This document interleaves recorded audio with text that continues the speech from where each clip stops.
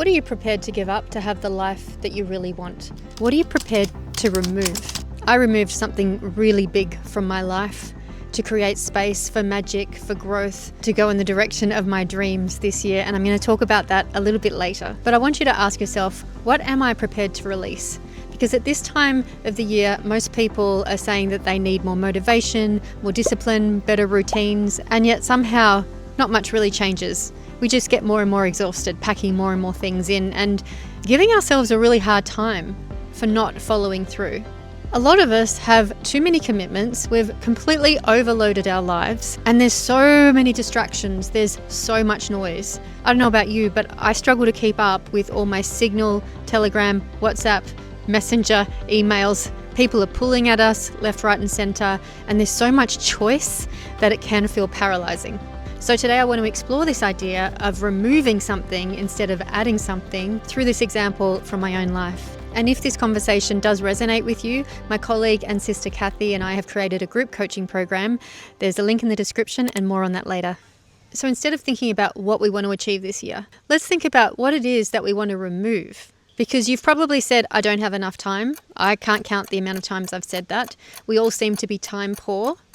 But everything is a choice. We create our own reality. We create our own schedule. I know families, parents have kids. There's a lot going on, but ultimately we do create our own routine and our own schedule. So what I gave up this year was... All right.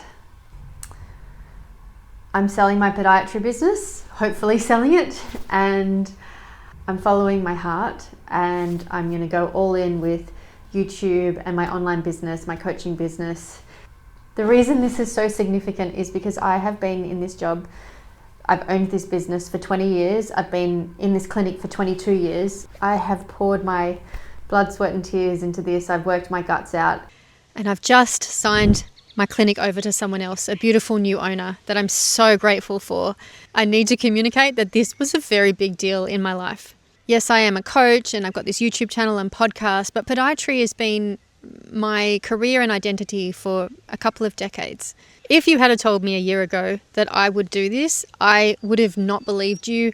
I would have gone into complete meltdown, panic. How am I going to pay the mortgage? How am I going to pay for my life? But I had to ask myself, is this what I want to be doing in another year's time or 5 years or 10 years? And the answer was always no. It was always no. I did do a video about changing careers a few months ago, and I talk about how you don't have to go from one career to the next. There's a bridge that you can build, and that's because that's what I was doing privately. And one thing about when you're busy being busy and you pack a lot into your life, your body can start talking to you, and mine did. I was very exhausted. I herniated a disc in my back. I feel like I've aged a decade in the last year. I knew that I couldn't keep going the way that I was going. I can't go on like this. And this might be a little too personal, but I've also gone through menopause, and this is a time of life when women are moving from the mother archetype to the wise woman or crone or hag archetype. It's an initiation, it's a rite of passage, and to do that, you need to slow down. You need to go within. It's a completely different time. You can't be burning the candle at both ends like you did in your 20s and 30s and 40s. One of the big driving factors for this change was also my spiritual life. I wanted my spiritual life to be a top priority. And although I was saying, yes, it is, it really wasn't, because I was so busy. And some would say that you can be very busy as well as being aligned, centered, grounded, completely present and being in the world, but not of the world. But I don't feel that I was able to do that. And where I am in my growth and my evolution and where I want to be, I had to take things out. And this was a really, really big thing. And it's kind of been the elephant in the room for me for a while, but I had a lot of fear about it. I just never thought that I would leave this soon. And now it's so obvious. I could have left any time, but I can't. I had a lot of scarcity stuff to work through. I've had so much to heal with what's possible and beliefs and limitations and scarcity mindset. And I really felt stuck and chained to this job. And I think because I judged it so much, it kept me stuck. So once I just really had been working on letting go of the judgment and accepting it and loving it, and now everything has opened up. So the angst wasn't when I made the decision. Most of the angst was in the build up to the decision. Once I made the decision, I was pretty happy. Once I made the decision, I was like, okay, this is what I'm doing. But of course, after I made the decision, I did get flooded with the resistance of grief. There was a bit of grief and there was a bit of regret. And that was around, oh wow, I could have done this earlier. I could have done this years ago and I didn't. So there was a bit of that to move through, and I feel like I have. So now I'm just super duper excited. Yay! So excited. I feel particularly lucky because in Australia, there's such a shortage of podiatrists that most people can't sell their practices. So the fact that I was able to sell it was just a huge blessing. And it was really important for me that it was a win-win, that the patients won because the new podiatrists were so fantastic, that my landlord won, that the new podiatrist and he got along well and that was a good fit, that my receptionist won, that if she wanted to continue working for the new owner, which she is, that they would get along and that would work for them as well as for myself. And this ticked all the boxes. I'm feeling a bit emotional talking about it now because it feels like such a miracle that all of those boxes were ticked and I sold the business in a climate that should be, in all intent and purposes, a very unlikely thing to happen. So I'm extremely grateful.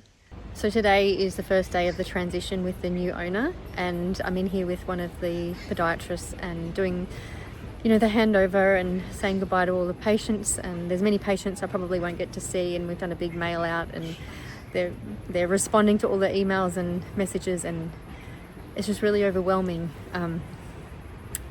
I'm surprised at how much it's affecting me today and how much I'm crying through the day and just hugging people goodbye that I have been treating their feet from anywhere from like once to 20 years, It's just really emotional, and oh God, I feel so blessed and so lucky that this particular owner bought the business because it's just divine, and everyone's been really supportive of my choice. It just feels really big. I wanted to document this, even though it's very cheesy when YouTubers or content creators cry on their channel, but it's real life happening right now that I wanted to record.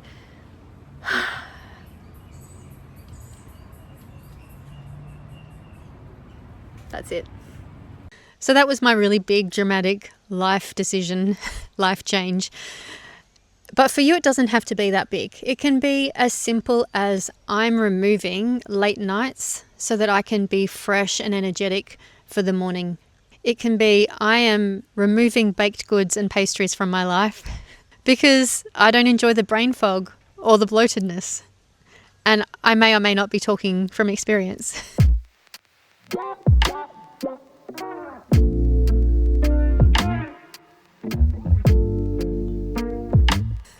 Whatever it is for you, there might be someone in your life that's a bit draining, and you might want to spend less time with them this year, really protecting your energy. You get a beautiful dopamine hit when you plan goals. Actually writing down the goals or even telling someone else about your goal gives you the biggest dopamine hit that often you don't even achieve your goal. You don't have to, because you already feel good about the fact that you've got a goal and you've written it down. But removing things, letting things go, you're going to meet yourself. You're going to meet your fears, your resistance. You may meet other people's fears and resistance if you're setting stronger boundaries with them. Sometimes when you make changes, you get to reflect on the habits that you have had and how much they've held you back. And there really can be some grief about that. But that's completely okay. It's all part of it.